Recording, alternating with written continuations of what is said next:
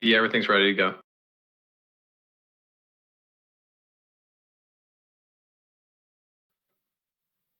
You're on, Linda. All right, good afternoon, everyone. My name is Linda Lamone. I'm the Administrator of Elections, and I serve as the Secretary to the Board of State Canvassers. To begin, I'd like to introduce the members of the Board of State Canvassers. First of all, Nancy Kopp, State Treasurer. Welcome, Treasurer Kopp. Thank you. Brian Frost, Attorney General. Peter Francho, the Comptroller of the State of Maryland. John Wobensmith, Secretary of State, and Suzanne Johnson, who is the Clerk of the Court of Appeals. I'm here. Thank you. I would like first to recognize and thank the state and local Board of Elections staff members that put so much time and effort into ensuring that our election process was prepared to conduct an extensive vote by mail, early voting, and election day vote center election. I think they did a fabulous job, and I would like very much to say thank you. Today, we come together to certify the results of the election. Our tasks are to elect a chair, review the minutes of the Board of State Canvassers, and sign the declaration of the results of the election. So with that, each of you have copies of these documents that were sent to you prior to the meeting. And I want to note for the record that state law allows government agencies such as the State Board of Canvassers to determine whether and to what extent it will accept electronic signatures in lieu of wet signatures. Given the remote nature of our meeting under the current emergency circumstances, the board's motion and agreement to use and accept electronic signatures for the purpose of certifying the results of the election will be needed to make the results of the canvass official. So with that, I would. With a great deal of pleasure, second, my dear friend, the Attorney General. Thank you. Is there any further discussion?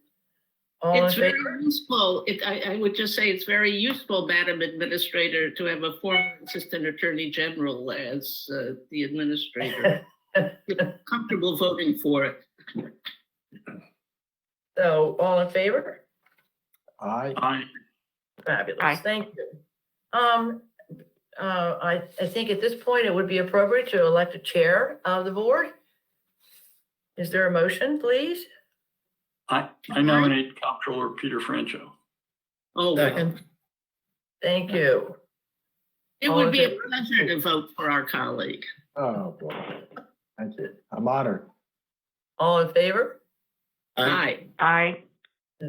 Hearing no objection, I turn the agenda over to you, Mr. Comptroller. Well, that's terrific. And Linda, I'm so pleased that you didn't make any well-deserved snide remarks about my comments earlier this year about the state of elections in Maryland. I do feel nationally as if I were tied down on a railroad track and a big locomotive was coming towards me, and somehow someone got me untied and just in time to get out and see the big locomotive pass by where I was. And I just,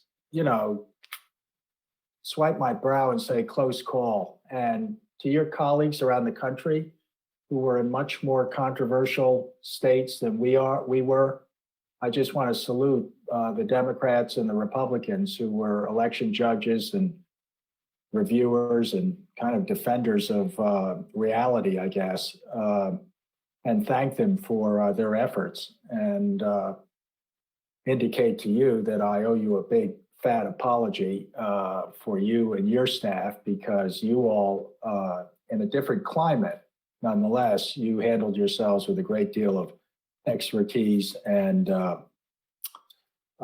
success, given the volatility of what was going on as far as mail-in ballots and absentee ballots, et cetera. So I really want to thank you and your staff. I know Nikki Charlson, I always give a tough time to her because she's, a key staff person for you. But each of you showed enormous work and professionalism, and your staff obviously was crucial in all of that. But I really want to also thank the 24 local boards of election around the state who deal with countless issues all year round. They deal with them, but they particularly oversaw what I thought was a remarkable election in Maryland, given what was going on around the rest of the country.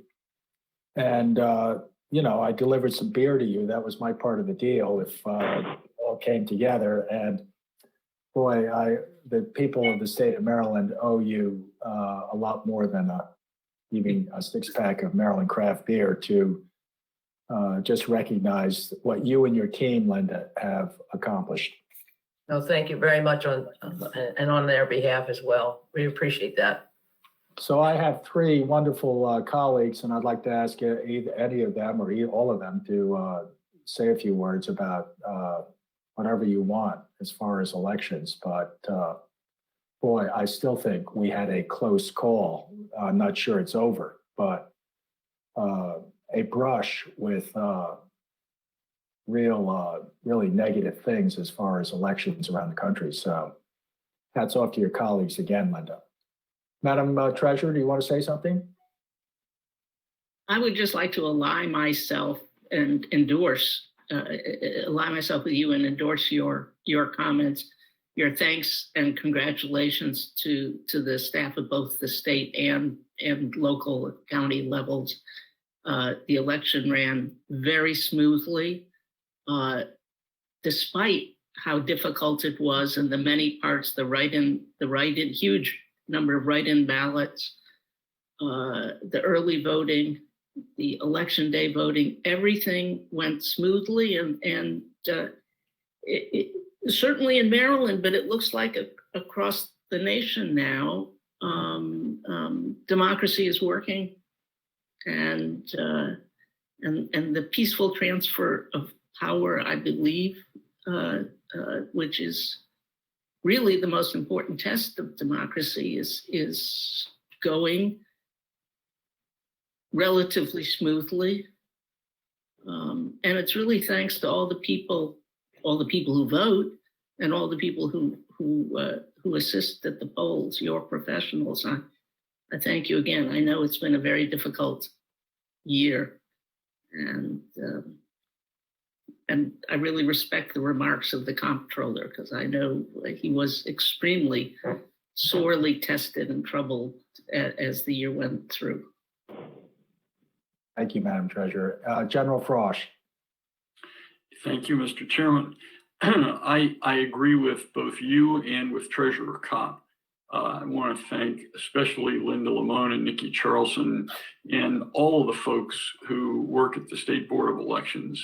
This was a tough time, but it was perhaps even tougher for the folks on the ground on election day. All of the local boards did a great job, but we had thousands of people who, while they aren't technically volunteers or paid a pittance, to work literally all day and into the night on election day. And in the middle of a pandemic, they put their lives on the line. I mean, it was not a risk-free environment. It was run extraordinarily well, I think, just about all over the state.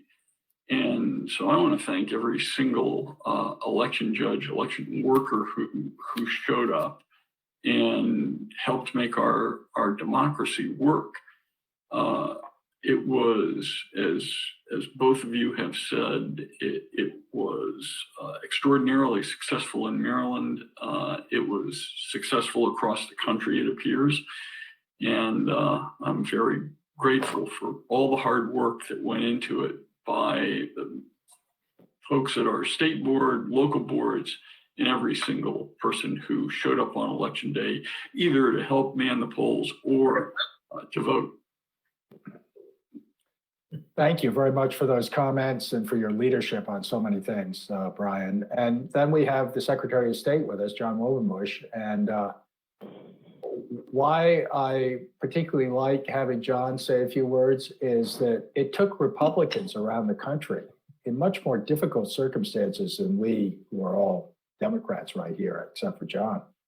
It was Republicans that saved the day, as far as I'm concerned. Not very many of them, but they stood up and, stated truth to power that the elections were, for the most part, fair and honest and accurate. And I think they saved the country from a really difficult situation. John, I don't mean, you have Margaret Schnorr underneath you as your identity. Yeah, we know. We were commenting on that earlier. Yeah. Thank you, Peter. So, Yeah, just a couple of quick comments as well. Yeah, I associate myself with all the comments that you've been making about the success of the election here in Maryland. And I also was reflecting that I think a lot of things were learned from the primary. And I was impressed with the fact that a number of the issues that had arisen during the primary election, you all fixed, and it made a big difference. So I congratulate you on the learning process in that as well, because I know there was some difficulties back at that time. So I really think you did a marvelous job on that. The only other thing I would just comment on, and that is I consider the Secretary of State's office to be a nonpartisan office. We've treated that way all the 6 years that I've been here, and will continue to do so as long as I'm in this position. And I appreciate that. So we're here to do the work of all the people for the state of Maryland, and look forward to that continuing. Thank you. Appreciate Mr. it. Control- Yeah, go Mr. ahead. Control- We also have the clerk of the Court of Appeals. Oh, I'm sorry. Yeah, Is she's on voice only. I don't know whether she wants to make any remarks. Do you I have will it? Yep. This is Suzanne Johnson. I'm the clerk of the Court of Appeals.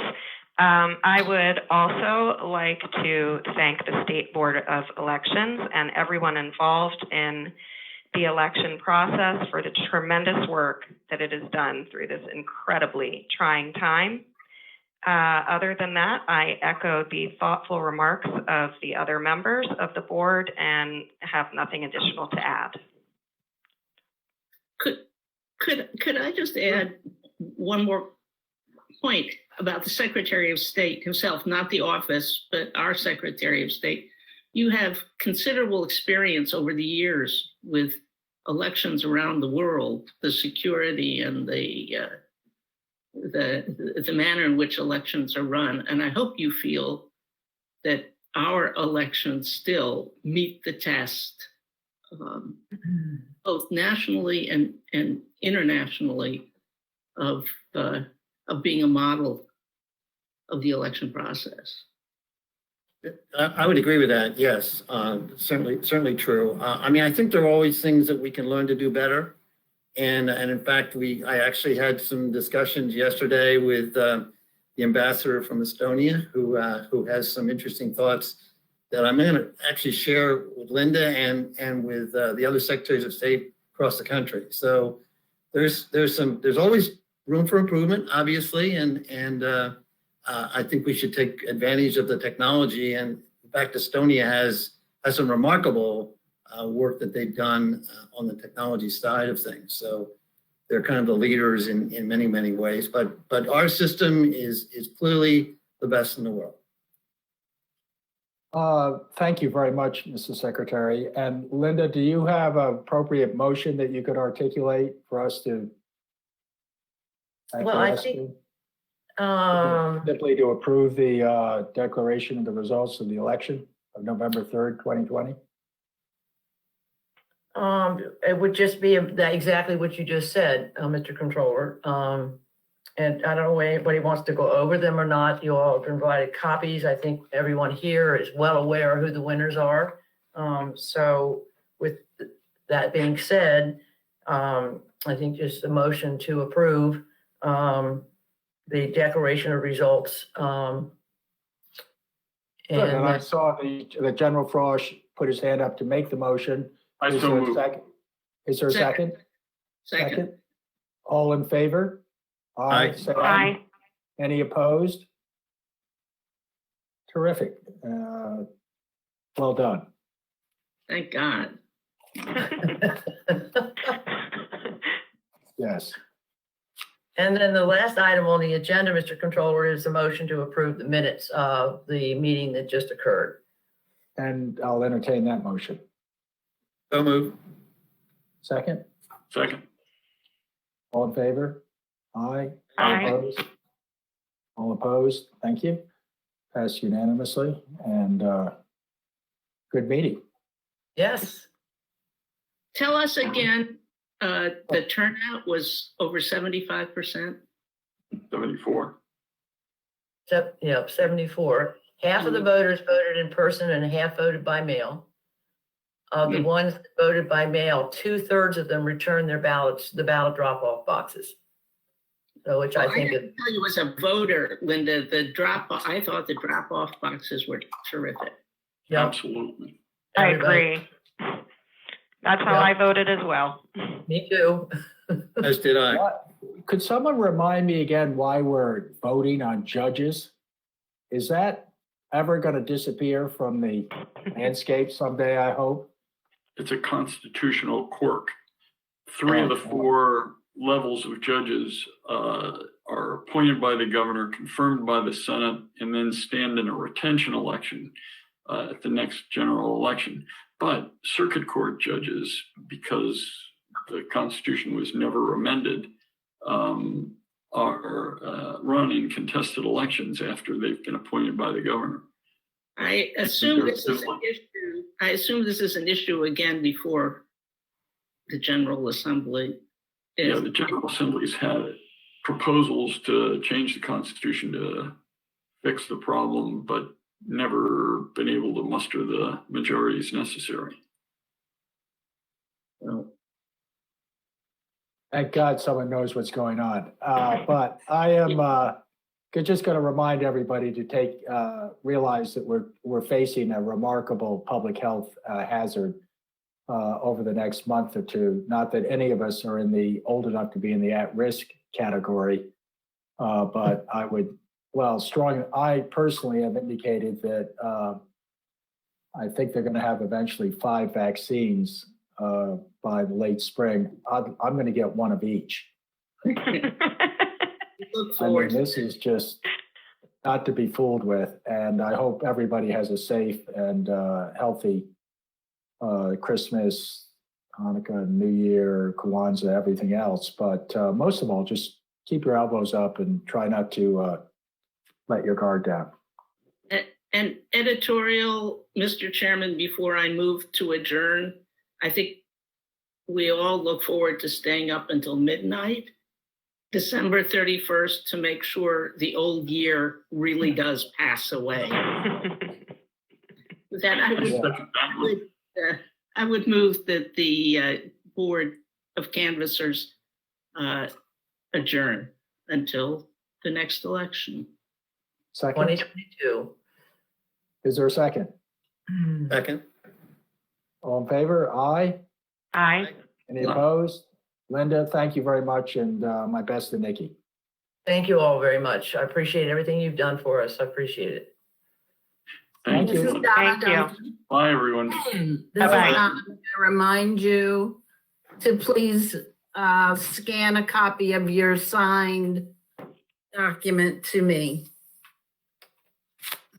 Justin, you're going to have to do that for me. Yes. Thank you. All the best. Thank Will do, sir. Bye-bye. Bye.